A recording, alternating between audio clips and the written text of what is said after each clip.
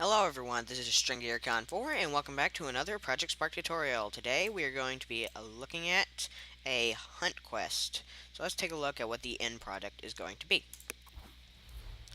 So this NPC here says, "Sir, can you help me?" We come up and interact with him. It says, "Could you help me by clearing the wolves out of the forest? If you do, I will give you a reward." Okay, sounds good. So we'll interact with him again, and we get a text saying, "Kill 3 wolves and return to the forester." And at the top right, we get a message saying that wolves killed 0 out of 3. So let's go into the forest and kill 3 wolves. I sped my guy up just to make him run faster because running around testing got kind of slow. So we killed these wolves, which are spawning, so you don't have to worry about how they spawn, but they do. And when we kill them, we get an updated uh, message up in the top right, so we can see that we are killing them, and we get a message saying return to the forester. Now, you notice that it's 3 out of 3. What happens if you kill more? Well, nothing. It just says 4 out of 3, you get no extra reward, nothing like that. So we can come back to him, interact with him, and he gives us a new sword, and then we can do it again if we can get him to be the target for interacting like that, and start over. Okay, so pretty cool. So let's take a look at the player's code first because I added a couple of things. So under the once I said global player equals me just so I could reference him much more easily through code, and his quest equals none. So you start off without a quest. Now let's look at the NPC. Okay, so if we scroll up to the top, once team equals team 1, so you can't attack him. And global player, and when the global player is closer than 15 meters, and its quest is equal to none, which we set in there, because if you do not set it, it will not be set to anything. So make sure that you set it equal to something. And when his interacting boolean is set to false or not, that boolean, he will play the emote of greet, and he will say that text. Okay, and then as soon as he is interacted with, his interacting is set equal to true.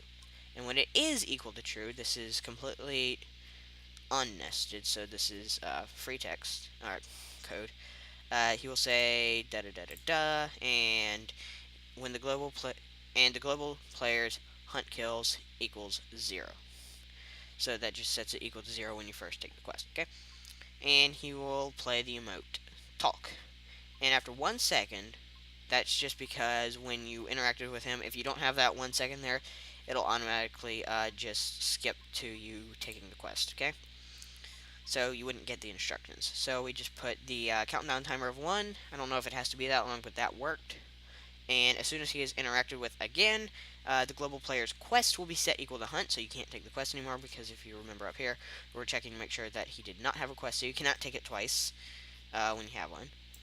And the global player will add a brain of this logic cube out in the world to channel 1.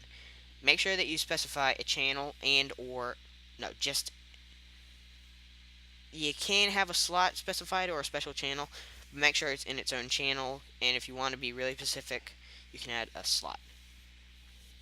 That is because later when we pop the brain, if you do not specify this, it will pop the controls and you will not be able to control your player anymore, so that's no fun. And then this is completely also free code.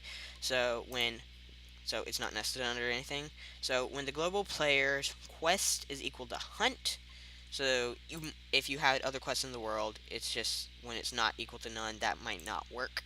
So when the global player's quest is equal to hunt, if you had a bunch of quests, you would probably give it something more specific, but I just had hunt. And when the global player's quest completed is equal to true, so you've completed the quest, and your quest is that, then when it is interacted again, it will pop brain the quest from channel 1. So, if remember what I said earlier, make sure it's in the channel.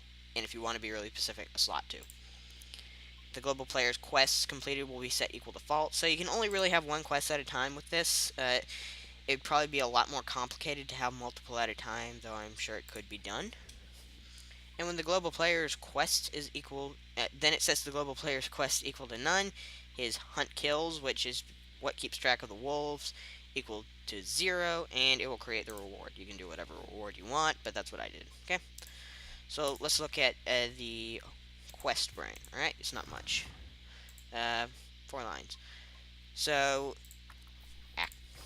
for 3 seconds, pretty much once the brain is active in the player, it will display kill 3 wolves and return to the forest, or blue screen center, extra large font. So that just gives you your instructions.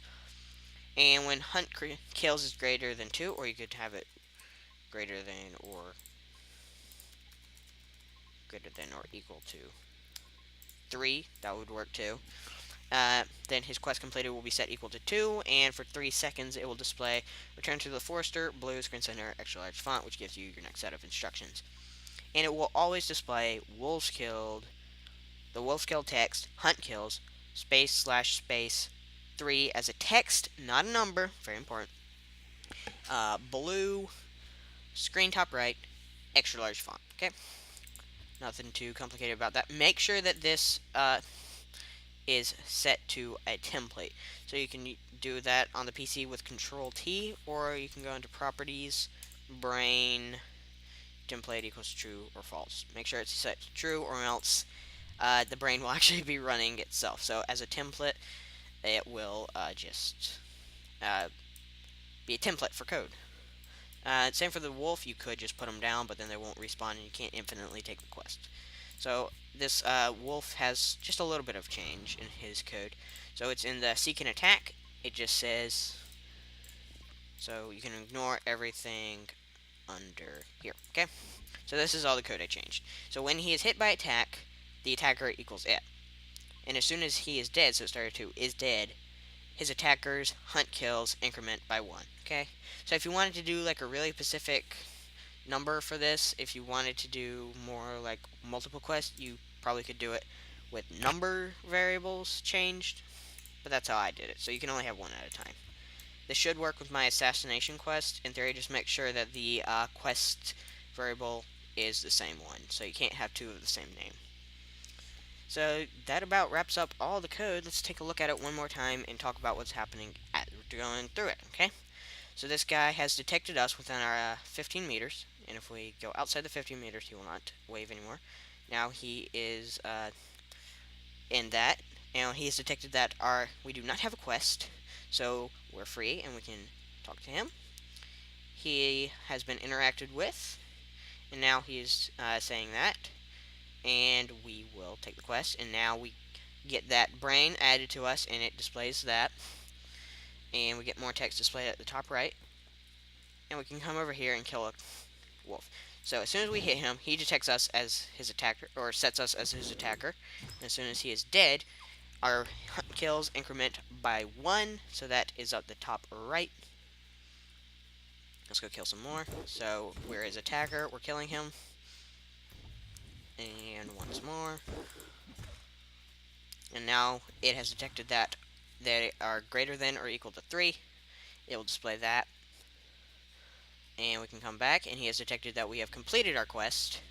And we can interact with him again. And we get to start all over again, because that clears us of all our quest data. And we can just go back and do it again, because we are free from quests. Our quest completed is equal to false again. And we can take any quest that we want, so we could do it all over again if we wanted to. So I hope you found this tutorial informative. Leave a like if you did, and subscribe for more. If you have any requests for Project Spark tutorials, just leave it down in the comments, and I will look into it. I'll see you next time. Goodbye.